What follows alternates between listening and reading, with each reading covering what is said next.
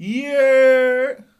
Welcome, YouTube. Welcome back to another edition of Wrestling with Watts. I'm your host, Watts, and I hope everybody had a good Thanksgiving weekend. I hope everybody got to kick it with their family, and if you was working, I hope you getting that money. I hope that you got that time and a half, that holiday pay, and I'm hoping that everything is peachy for you. And I hope that everybody watched Survivor Series War Games, and despite some of the botches and despite some of the spots and stuff like that, I hope that you guys were able to enjoy it. I enjoyed it, and I enjoyed it for what it was worth. To be completely honest, um, it wasn't the greatest show, to be honest. But with WWE, sometimes you really can't expect that. It has to be. Sometimes you gotta just expect it to be a build up towards something. So I looked at it as, all right, it may not have been the greatest PLE or pay per view, but at least it's a lead up to something. And apparently they're saying that they're gonna keep them together for a while instead of it being just a one off situation.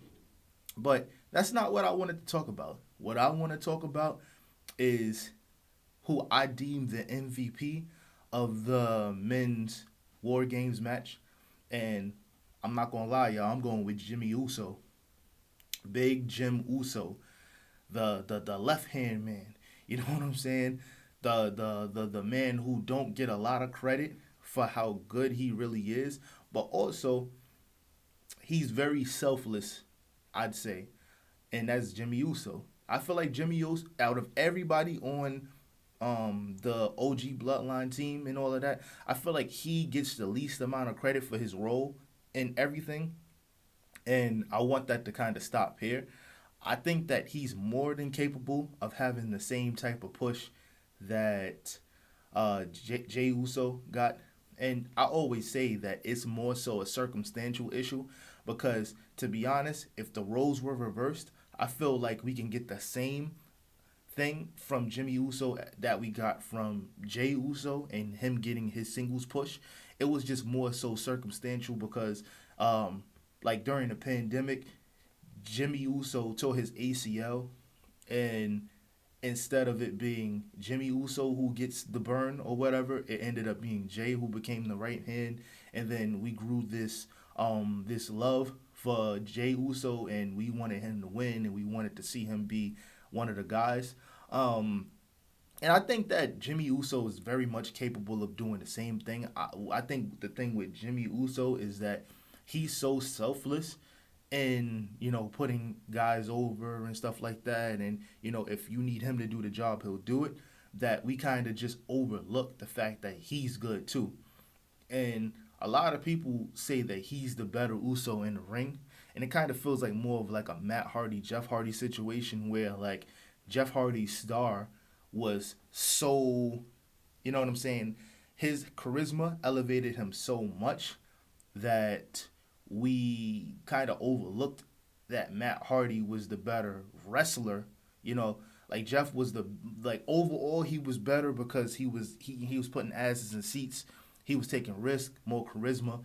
But if we talking about like a pure wrestling perspective and who could give you the better match, it would probably be Matt. As far as carrying the match, and I feel like that's kind of like the same situation with Jimmy and Jay. Not to take anything away from Jay Uso at all, because like he deserved everything that he's getting right now. But you could kind of see like the parallels in regard to the younger brother being the more charismatic one, or the one who gets the opportunities quicker. You know what I'm saying? But I do want to see more Jimmy Uso single stuff. You know what I'm saying? Like at the end of the day, when people was reposting on Twitter, oh, I wasn't familiar with your game. I didn't know you had this bag, Jimmy. It kind of just low key. It shows two things. It shows that some people are casual fans, and then it also shows that some people um, weren't familiar with his game because they forgot. Like back when they had the face paint and whatnot, like Jimmy and Jay, they was wilding. They was doing like Whisper in the Winds together. I think one of them one time did like a Arabian press, like that's a split legged moonsault. I think that was Jimmy who did that. Like Jimmy was always the more semi athletic one from what it looked like, because he was the one doing the flips and stuff like that for the most part. But I do want to see more singles action from Jimmy Uso. I'm not even gonna lie. Like the whole funny stuff was cool, like kind of like being the lackey, of the bloodline and all of that, and playing the role of I'm gonna antagonize my little brother and stuff like that. That was cool, but I kind of want to see him get in his bag now and do some things too.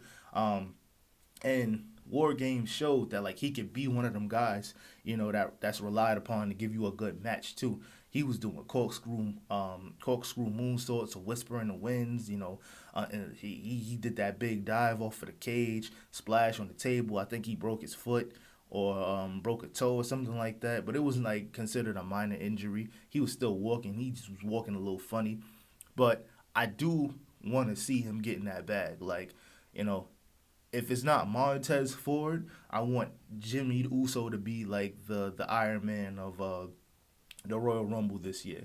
I was very impressed. He partially carried the match. Everybody in that match did their part, and everybody cooked. But um, Jimmy Uso's performance stuck out more to me, and I definitely want to see more of what's in store. I feel like this pay per view, it wasn't necessarily considered a filler pay per view, but it felt like a filler to me because it's gonna lead up to something else. Because Solo Sikoa still got the Ula Fala, so you already know they're gonna like drag this into like maybe WrestleMania, and I could see The Rock probably going for Cody Rhodes championship. I don't really even know if he's gonna have any involvement, but we'll see. Overall, I'm excited for what's gonna happen. I'm excited for what's on the horizon, but I am interested in seeing a Jimmy Uso push.